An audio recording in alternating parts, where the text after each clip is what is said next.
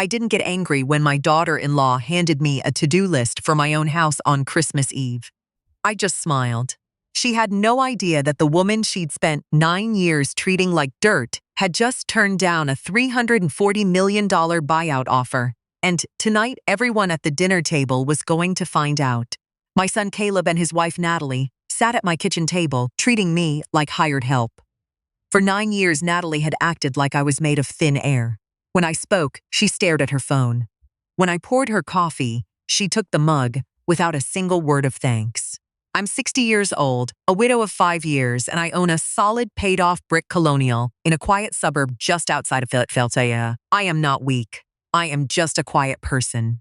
But even my patience has a hard limit. Caleb had changed ever since he married Natalie. He'd become passive, a shadow of his former self, just nodding along to whatever she dictated. On this particular December afternoon, they were over to discuss the upcoming Christmas holidays. Natalie had already laid out a detailed list on the table. It was a list of chores for me. I was expected to roast the Christmas dinner, decorate the entire house, handle all the grocery shopping, and then move up to my tiny attic guest room for a week so Natalie's parents could have my large, comfortable master bedroom on the first floor. "It's just the best way to handle things, Martha," Natalie said without looking up, casually inspecting her manicure. "It's not like you actually use all this space anyway. This house is way too for one person." Caleb stared guiltily into his coffee mug and stayed quiet. He didn't say a single word in my defense. They thought that because I was older and living alone, they could just colonize my home and my time however they saw fit. They saw me as a free maid, a grandmother on demand to be used for the holidays and forgotten right after. I didn't feel rage. I felt a deep, cold clarity. I smoothed down the tablecloth and looked at them. "This is a revenge story script. Rewrite it in simple and natural English. The story should flow smoothly and without any interruption from the previous episode. My entire script needs to be 95% plus human type. Hopefully it will maintain that." Natalie gave a thin, smug smile, believing she'd already gotten her way. She had no idea that months ago, I had stopped playing the role of the helpless widow. I gave a slow nod and said, "I understand. I didn't argue. I never do. Arguing just wastes energy that is much better spent taking action." The next morning, I set out to rearrange my life with pure practical focus. The first step involved the money. Years ago, my late husband and I had set up a joint account for Caleb, which I supplemented every month with a generous allowance to help him out. It was meant to be a stepping stone, but Natalie had started using it exclusively for her expensive weekend getaways and boutique shopping sprees. I drove down to my bank in the town center. The branch manager had known me for decades. With a few clicks, I canceled the recurring transfer and severed the link to the account. It was my right. It was my money. By the time I got home, a text from Caleb was already waiting on my phone. He asked if there had been some kind of banking error. I typed out a brief reply. "No error. Times change." After that, I went down to my home office. My husband had left me a boutique software firm specializing in global logistics systems, which I had been quietly running from home since his passing. No one in the family ever bothered to ask about it. To Natalie, I was just an old woman who fooled around on the computer. They didn't know that the algorithms my husband and I designed were now being utilized by major shipping and freight companies worldwide. I worked every single day with disciplined focus to optimize those systems. When Natalie called me that evening to remind me about the grocery shopping for Christmas dinner, I kept it brief. Her voice was sharp, visibly irritated about the missing funds in the bank account she discovered earlier that afternoon. I didn't interrupt her. I just listened and let her vent. At the end of her rant, I simply said, "I have everything under control, Natalie. I'll see you on Christmas Eve." As I hung up, I looked at my computer screen. There, glowing in the dark, was the confirmation for a private meeting with my attorney in January. The Monday before Christmas, I changed the rules in my own home. Up until then, Caleb and Natalie had a key to my front door. They came and went as they pleased, raiding my fridge or dropping off their dirty laundry in my basement washing machine. This is a revenge story script. Rewrite it in simple and natural English. The story should flow smoothly and without any interruption from the previous episode. My entire script needs to be 95% plus human type. Hopefully it will maintain that. That ended today. I called a local locksmith, and within 2 hours, the deadbolts on the front and back doors were replaced. When Natalie showed up unannounced that afternoon to drop off some bins of holiday decorations, I heard her key jam in the lock. She rattled the handle violently before aggressively buzzing the doorbell. I opened the door just a crack, secured by the old safety chain. Natalie looked at me completely flabbergasted, her face flushed red from the winter cold and sheer irritation. Caleb stood right behind her, hoisting a heavy plastic bin. He looked at me with total confusion. I met their eyes calmly, keeping my face completely expressionless. I had the locks changed for security reasons, I said, my voice low and steady. And where is our new key? Natalie demanded, already holding out an impatient hand. There isn't a new key for you, I replied evenly. You are guests in this house, Natalie. If you want to visit, you're more than welcome to call ahead and ring the bell. But the open door policy is over.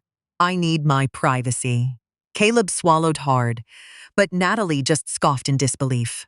She wasn't used to me drawing boundaries. She clearly thought this was just a temporary tantrum from a lonely woman.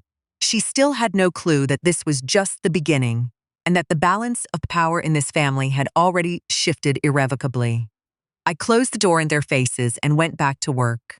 The days leading up to Christmas Eve were unusually quiet. Natalie tried calling me multiple times, presumably to confront me about the locks or to pressure me about the cutoff allowance. I let every single call go to voicemail. I wasn't obligated to justify myself or let someone yell at me over the phone. I handled my business in silence. My entire focus was locked onto the massive deal that had consumed my life for the past few months. On December 23rd, Caleb and Natalie stopped by again, this time properly announcing themselves beforehand. Natalie was visibly trying to mask her fury, but her eyes were ice cold. They sat down on the living room sofa. Right away, I noticed Natalie reaching to crank the thermostat all the way up, just like she always did. I walked over, caught her hand, and quietly set it back to a normal temperature. It's pretty chilly in here, Martha, Natalie remarked with a mocking undertone. Did you run out of heating money since you froze the bank accounts? Are we supposed to sit here and freeze? She thought she'd hit a nerve. She assumed I was financially ruined and desperately pinching pennies. Caleb glanced anxiously between the two of us, completely powerless to diffuse the tension. I sat down in the armchair opposite them. I just don't believe in wasting resources on people who don't appreciate my hospitality or my property, I answered calmly. I didn't offer them coffee, and I didn't bring out any homemade cookies. The room remained crisp, and the atmosphere grew even colder. Natalie bit her lip, thoroughly annoyed, and sharply changed the subject. Tomorrow is Christmas Eve. We expect dinner to be on the table at exactly 8 like my parents are coming straight here after church. I took a sip of my water and said simply, don't worry about the food. Dear Quiet Revenge family, we wanted to take a moment to thank you for spending your time with us. This is a revenge story script. Rewrite it in simple and natural English. The story should flow smoothly and without any interruption from the previous episode. My entire script needs to be 95% plus human type. Hopefully it will maintain that. We know your time is valuable, and we never take that for granted. We want to be open with our community AI tools. May sometimes help with parts of our creative workflow, but every story you hear is carefully selected, edited, reviewed, and produced by our team before it reaches you. As our channel currently has limited monetization support, some viewers have asked how they can help. If you would like to support Quiet Revenge, even with the price of a small cup of coffee, it would help us continue bringing meaningful stories to this community. Patreon https://Quiet Revenge Family, Ko-fi https://Ko-fi.com/The Story Family, PayPal https://www.paypal.com /Fights Paul May Kong Wongmin. Thank you for walking this journey with us. Christmas Eve arrived, and with it, Natalie's parents. They walked into my home with a palpable arrogance that they had clearly passed down to their daughter. They gave me a dismissive nod, hung up their coats, and marched straight into the brightly lit dining room. Natalie shot me a triumphant look as I stood by the stove. She assumed that despite my little rebellions over the last few weeks, I would ultimately fall into line and play the dutiful servant, just like I had every year before. The dinner started off in their usual fashion. Natalie talked nonstop about her brother's corporate promotion, the new designer furniture they were eyeing, and their lavish vacation plans for the upcoming year. No one acknowledged me at all, except for Caleb, who occasionally threw me a worried glance. He sensed that something was fundamentally different, but he didn't have the courage to break through the facade. When the main course was cleared, Caleb poured more wine. He tried to steer the conversation to a more neutral topic to ease the thick tension lingering in the room. "So, Mom," he said loudly, turning to face me, "how's that little computer logistics thing of yours going? Do you even have the time and energy for that kind of hobby at your age?" Natalie let out a short, mocking laugh before I could even open my mouth. "Oh, Caleb, please. Your mom just clicks around on old websites. This is a revenge story script. Rewrite it in simple and natural English. The story should flow smoothly and without any interruption from the previous episode. My entire script needs to be 95% plus human type. Hopefully, it will maintain that. It's not a real business you can actually live off of." Her mother nodded in agreement, taking a long sip of her wine. I set my dessert fork down, folded my hands neatly on the table, and looked Natalie dead in the eye. The moment I had spent months preparing for in total secrecy had finally arrived. "Actually," I said, my voice so quiet and commanding that the clinking of silverware stopped instantly, "I finished up with that company last week." Natalie raised a condescending eyebrow. "Oh, really? Ran out of steam?" "Martha, honestly, it's probably for the best. At your age, you should leave the heavy lifting to younger people and just focus on resting." She started to turn back to her mother, but I kept speaking. "No, Natalie, I sold the company. To be precise, last Tuesday I turned down a final acquisition offer from the Nexarian Group out of Atlanta." Caleb froze mid-motion. Natalie's father's the Nexarian Group. That's a multi-billion-dollar international conglomerate. "What would they want with your little software setup?" "They wanted to buy our global logistics algorithms," I explained thoroughly, letting my gaze drift across every face at the table. "Their opening offer was $280 million. Last week, they bumped it up to $340 million. A sudden suffocating silence fell over the dining room. The only sound was the faint ticking of the grandfather clock in the hall. Natalie's smug smile froze completely on her face. Her eyes widened in pure, unadulterated shock. Caleb stared at me like I was speaking a foreign language. His wine glass trembled so badly that a few drops spilled onto the table. $340 million, Caleb stammered, his voice cracking from the sheer shock. "Mom, that's impossible." I turned it down. I continued without raising my voice a single decibel, because they wanted to lay off the domestic workforce and dissolve our brand name. Instead, I signed a different deal yesterday. A private equity consortium out of New York bought a 49% stake for $150 million.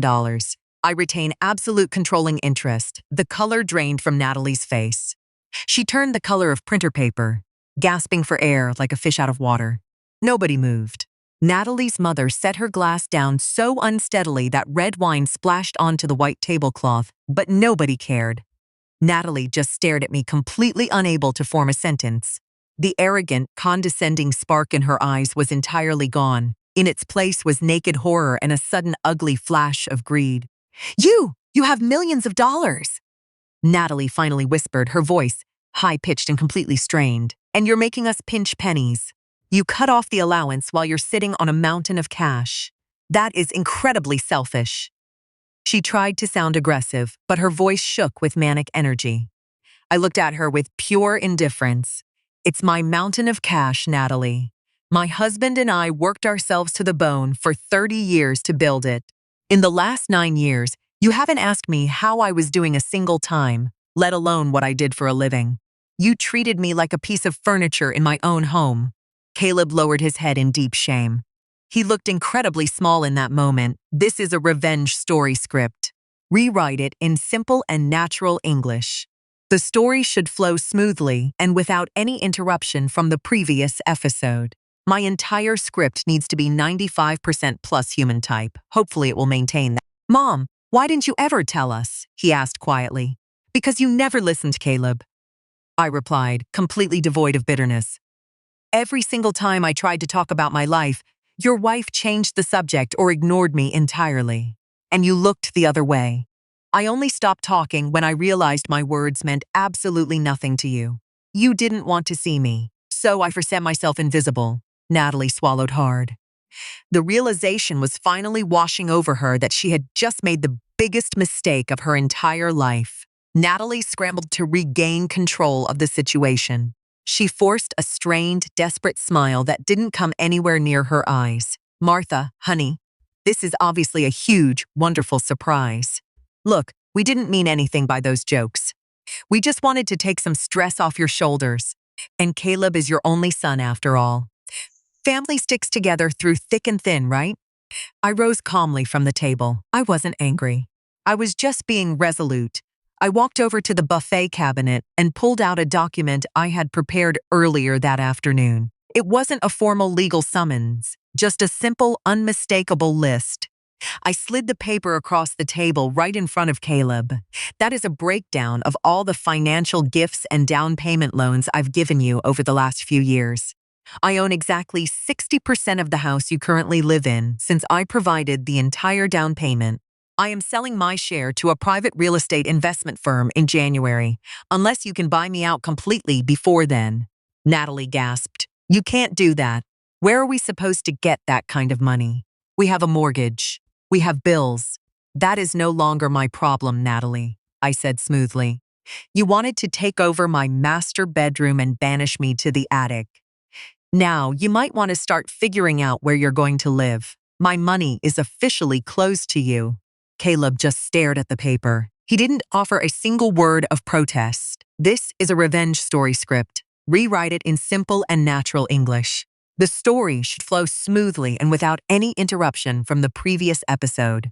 My entire script needs to be 95% plus human type. Hopefully, it will maintain that. Natalie's father cleared his throat awkwardly, looking at the floor. The Christmas Eve dinner ended in a freezing, abrupt silence. Natalie and her parents frantically packed up their belongings. There were no hugs, no holiday wishes. Natalie couldn't even bring herself to look me in the eye as she hurried out the front door. Caleb was the last one left standing at the threshold.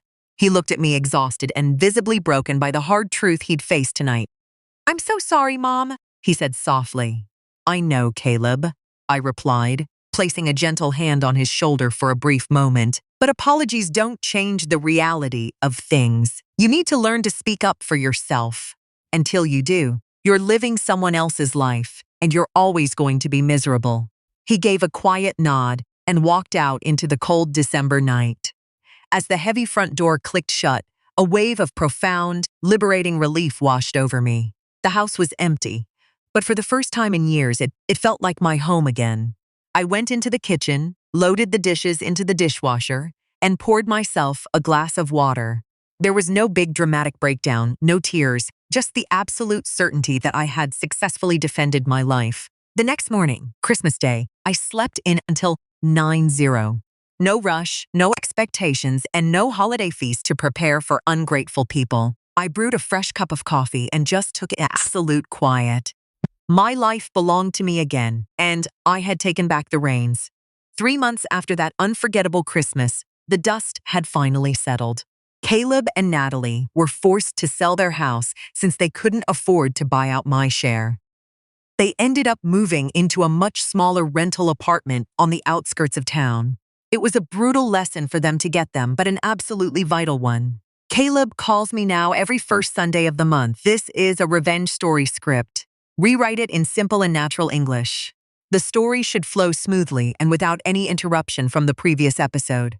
My entire script needs to be 95% plus human type. Hopefully it will maintain that. He genuinely asks how I'm doing, and he actually listens to the answer. Natalie's name hasn't come up in our conversations even once. I've been putting my wealth to good use. I started a small foundation that provides grants and mentorship to older women looking to launch their own businesses in technology and software development. I pass down my knowledge, give guest lectures, and enjoy the genuine respect of people who value me for my intellect and capabilities, not my bank account. Sometimes I sit out on my back patio in the evening, sipping a glass of wine and watching the birds in the yard. Having money in the bank brings peace of mind, sure, but it isn't the most important thing. The most beautiful thing is the intoxicating feeling of self-determination. I proved to myself that you don't have to let people make you invisible just because you're getting older. When people underestimate you, you don't need to get loud or threaten them with lawyers. You just have to act with unwavering resolve, protect your own peace, and rewrite the rules of the game on your own terms. I spent my whole life working quietly in the background, but in the end, I wrote the final chapter exactly the way I wanted to. And that is the absolute best plot twist I could have ever asked for. Dear Quiet Revenge family, we wanted to take a moment to thank you for spending your time with us. We know your time is valuable, and we never take that for granted. We also want to be open with our community. AI tools may sometimes help with parts of our creative workflow, but every story you hear is carefully selected, edited, reviewed, and produced by our team before it reaches you. As our channel currently has limited monetization support, some viewers have asked how they can help. If you would like to support Quiet Revenge, even with the price of a small cup of coffee, it would help us continue bringing meaningful stories to this community. Patreon http://www.patreon.com quietrevengefamily.ko-fi.com/storyfamily.paypal.com.me Kongwongmin. Thank you for walking this journey with us. This is a revenge story script. Rewrite it in simple and natural English. The story should flow smoothly and without any interruption from the previous episode. My entire script needs to be 95% plus human type. Hopefully it will maintain that.